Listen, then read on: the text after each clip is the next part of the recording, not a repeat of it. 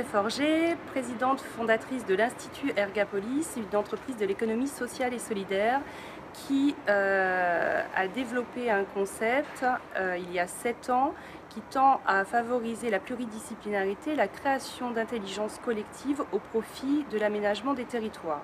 Le concept est basique. D'un côté, vous avez des territoires qui ont besoin d'idées et de solutions pour conduire les projets, et de l'autre, des jeunes d'écoles et universités au profil différents mais complémentaires qu'on associe sous forme d'équipes pluridisciplinaires pour concevoir, bâtir des idées nouvelles, de la créativité, de l'innovation, avec des visions intégrées pour les territoires.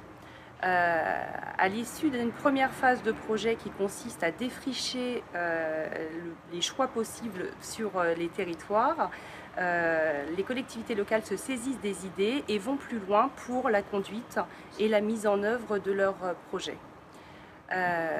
Pour la réalisation et le développement de notre activité qui associe les pôles, les pôles académiques et écoles en région, nous avons besoin de 300 000 € par an pour pouvoir développer l'activité sur l'ensemble des territoires. Notre objectif est de nous intéresser le plus possible à l'aménagement des centres-bourgs, à la rénovation urbaine des centres-bourgs, de friches urbaines. Et nous avons déjà, en 7 ans, réalisé une dizaine de projets avec 600 000 € d'études générées à la suite de ces projets et 200 millions de marchés de travaux. Un exemple d'une ville où des projets ont été montés?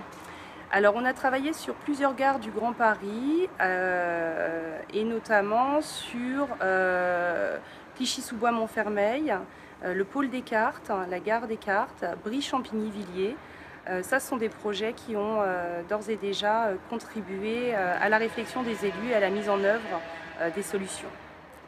Qu'est-ce que vous apportez en plus par rapport à un bureau d'études classique?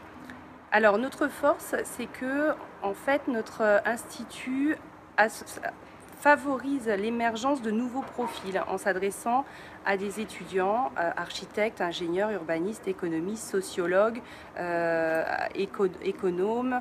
Et en fait, c'est dans la création de l'intelligence collective de ces jeunes qui ne sont pas encore professionnels, qui ne sont pas encore dans le carcan de l'entreprise, qu'on peut créer de l'innovation et des idées nouvelles pour les territoires. Vos objectifs les plus fous, c'est quoi la ville idéale que vous aimeriez bâtir ou le projet idéal que vous aimeriez mener? Chaque territoire a son projet ville durable à lui. C'est-à-dire que ce n'est pas du plaquage de solutions. Chaque territoire a son essence, sa culture, ses racines.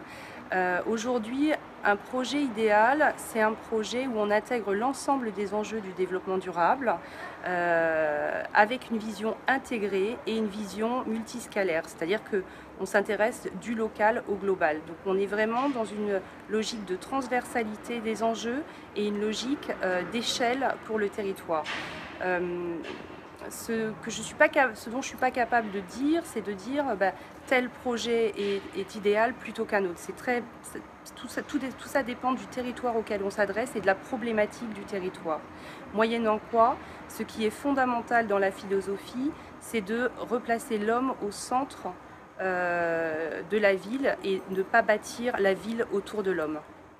Aujourd'hui, Ergapolis, c'est combien de salariés, de collaborateurs, d'équipiers? Alors aujourd'hui, Ergapolis, c'est un réseau de plus de 300 jeunes.